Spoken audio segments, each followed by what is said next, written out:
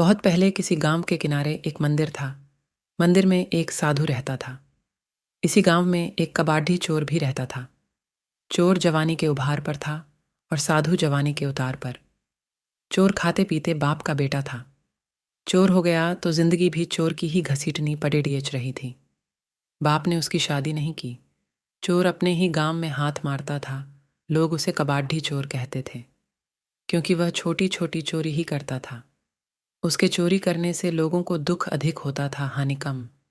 चोर को लाभ कुछ नहीं, परेशानी दुनिया भर की। चोर ने सोचा, मंदिर के चढ़ावों से साधु की थैली भरी पड़ी ढी है। क्या करना है उसे उस थैली का? वह संपत्ति भी उसकी मुफ्त की ही है, खून पसीने का तो है नहीं। अब उसने साधु की कुटिया पर आना जाना शुरू कर दिया। बगुला भगत की श्रद्धा भक्ति से साधु महाराज तो गदगद हो उठे। चोर मुंह में राम, बगल में छुरी लेकर दिन भर साधु महाराज की सेवा करता। वैसे साधु भी जानता था कि यह चोर खड्डग सिंह तो है नहीं, कबाड़ी चोर है।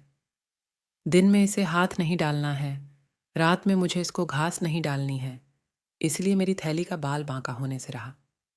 थैली के आकार को देखकर कबाड़ी चोर की तबीयत हरी होती रहती थी। उस दिन चोर रात होने पर कुटिया से उठाए नहीं उठा। न उठने का मतलब था उठाकर ही उठना। दाव में कबाड़ी चोर और बचाव में साधु महाराज रात भर करवट पर करवट बदलते रहे। जब झाड़ी में मुर्गे ने बांग दी तो साधु महाराज की जान में जान आई। अगले दिन से साधु महाराज रात को थैली बाहर रख देता और सुबह भीतर। साधु रात भर खर्राटें भरता रहता। चोर रात भर थैली को ढूंढता थक जाता। घनघोर अंधेरी रात में साधु की आत्मा ने कहा, तू पापी महात्मा है, उस थैली से तेरा क्या लगाव? बेचारे चोर का भला कर। डसी रात चोर की आत्मा ने भी कहा, दो आंख, दो हाथ, दो पैर, 6 संपत्ति भगवान ने तुझे दे रखी हैं, तू उनका दुरुपयोग मत कर। चोरी के चक्कर में पडेढ़ डेशक कर जिंदगी को गंवा रहा है। चोरी से तौबा कर, करने वाला क्या नहीं कर सकता। जब तक नीयत में फितूर रहेगा तब तक भाग्य भी तुझ पर मेहरबान नहीं होगा। एक लंबी जिंदगी इस थैली के सहारे कितने दिन कटेगी, और लेने के देने पडेढ़ डैज गए तो। उस रात साधु ने वह थैली बाहर नहीं रखी।